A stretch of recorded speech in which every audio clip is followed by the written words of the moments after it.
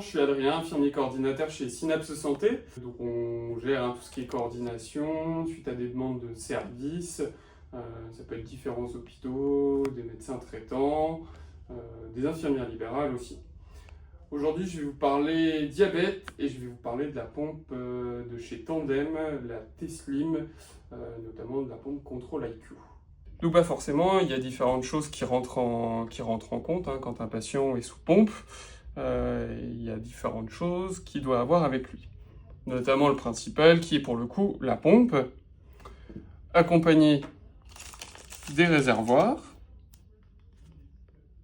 des tubulures et cathéters, et puis différents petits accessoires, donc qui est fourni avec toute la boîte contenant le chargeur, différents mémos sur le fonctionnement de la pompe, également des coques, et aussi des choses que votre prestataire peut vous fournir, étant tout simplement des petits champs de travail propres, avec dedans un petit peu de gel hydroalcoolique pour se laver les mains avant le changement de réservoir et la pose du cathéter, et des petites lingettes désinfectantes. Donc ici, la touche bolus est indisponible, tout simplement parce qu'on n'a aucun réservoir de connecté. Pour déverrouiller la pompe, le petit code 123. Vous avez ensuite accès aux options. Reprendre l'insuline ou arrêter l'administration le cas échéant. Remplir, qui est le bouton utilisé tout simplement pour remplir un nouveau réservoir et changer toute la ligne de perfusion. Le mode activité est principalement utilisé quand le mode Control IQ, qui est donc l'algorithme de la boucle fermée, est activé. Ma pompe. C'est dans Ma pompe que vous allez retrouver les différents profils personnalisés qui correspondent donc aux différents schémas pour votre débit basal. Le Control IQ, qui est donc l'algorithme de la boucle fermée lorsque vous avez un capteur connecté à la pompe, ici.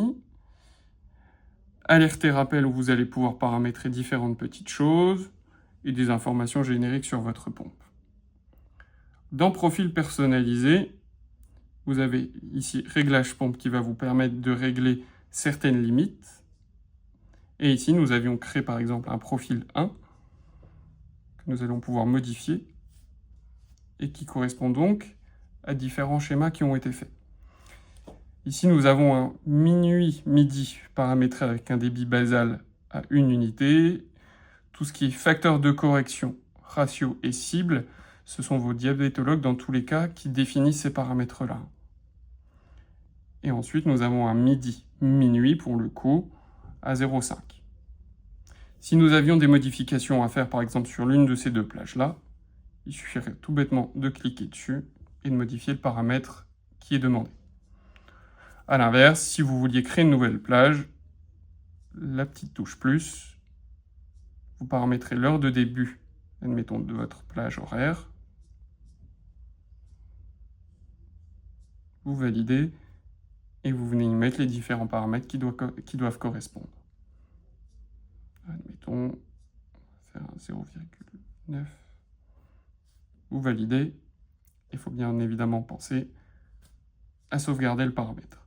Une fois que c'est fait, on voit qu'il apparaît dans le listing. Et nous pouvons revenir en arrière.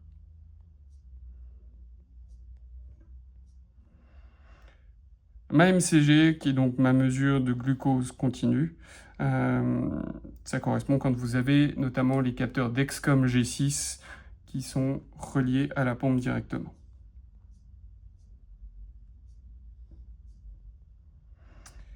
Enfin, certains réglages, et vous retrouvez également l'historique de la pompe, où vous pouvez retrouver tous les bolus, admettons que vous avez fait, les glycémies que vous auriez rentrés, etc. Pour remplir un nouveau réservoir, donc, dans les options, vous avez la petite touche « Remplir » ici.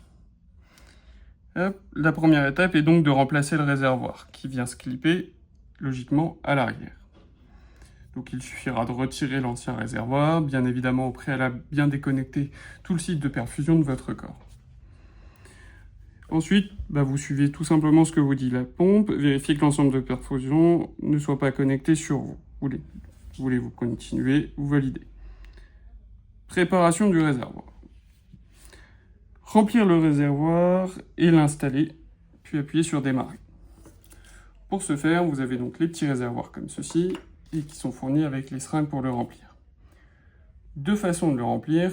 de remplir la seringue, soit vous utilisez un flacon d'insuline, soit vous utilisez un stylo. En l'occurrence, pour l'exemple, on va utiliser le stylo.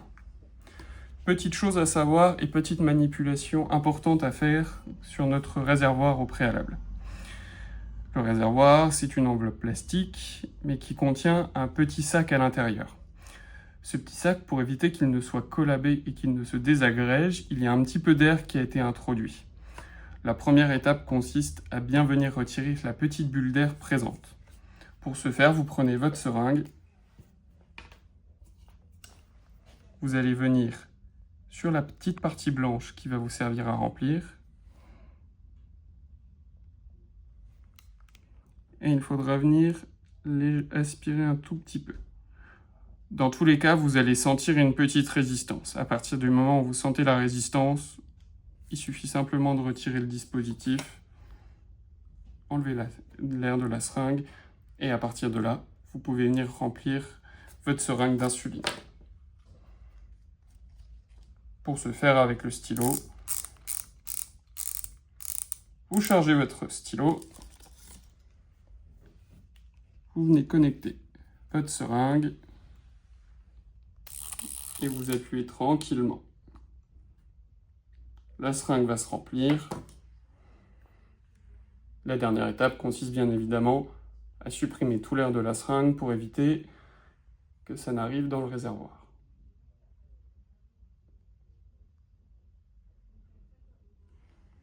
Une fois cela fait, retour sur la petite partie blanche.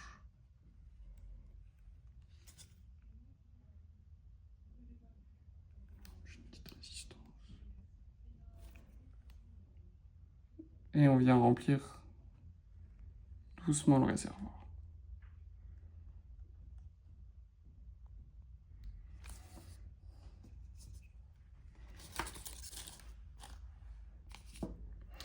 Une fois que cela est fait, hop, on vient connecter. Le réservoir est-il installé? Vous pouvez le valider. Et la pompe va travailler. Pendant ce temps-là, vous pouvez préparer votre cathéter.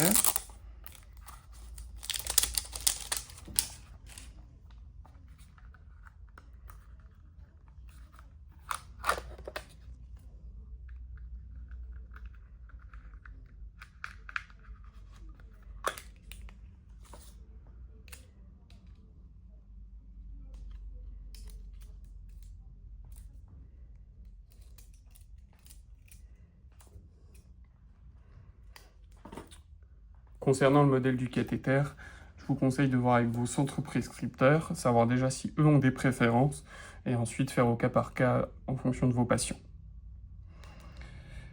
Vérifiez que l'ensemble de perfusion ne soit pas connecté.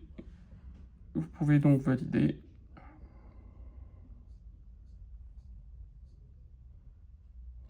Maintenant, il va falloir remplir la tubulure.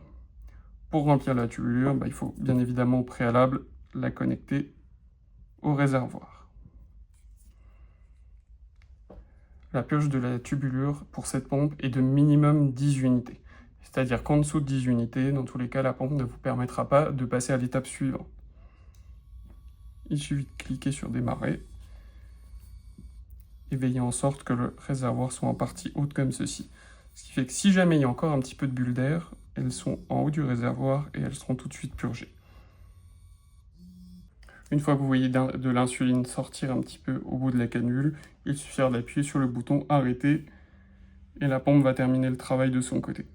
Une fois que la purge de votre tubulure est terminée, soit vous avez la possibilité de la prolonger si jamais vous aviez un doute ou si vous voyez des bulles d'air apparaître sur la ligne de tubulure. Ou alors vous pouvez donc vous arrêter là en cliquant sur Fini. L'étape suivante reste à tout simplement poser le cathéter sur votre corps et à venir purger la petite canule. Avant de poser le cathéter, pensez bien à retirer la petite protection bleue qui est juste ici. Une fois cela fait, vous cliquez sur Purge canule. De la même manière que pour d'autres types de pompes, la purge de la canule, le volume de la purge de la canule se fait en fonction du modèle de votre cathéter. Donc ça, dans tous les cas, votre prestataire vous l'indiquera. Il suffit d'effectuer la purge.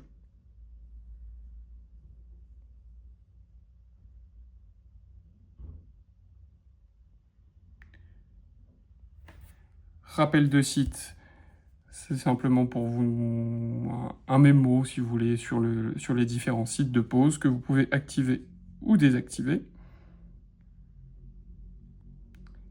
Une fois cela fait, vous pouvez valider. Bien évidemment, pensez à vérifier votre glycémie dans l'heure qui suit. Et l'administration de votre débit basal reprend. Et sur la pompe, vous retrouvez donc du coup le B qui correspond bien au débit basal et le niveau d'insuline restante dans votre réservoir. Pour réaliser un bolus, eh bien, tout simplement sur la touche bolus, vous allez y rentrer soit la quantité d'insuline que vous souhaitez, soit éventuellement les glucides, votre glycémie, si vous faites de l'insulinothérapie fonctionnelle. Vous validez votre bolus, et ce dernier passe. Vous avez ici le petit voyant bolus qui s'affiche, et vous avez ici bien évidemment la possibilité de l'interrompre si vous aviez fait une erreur. Voilà.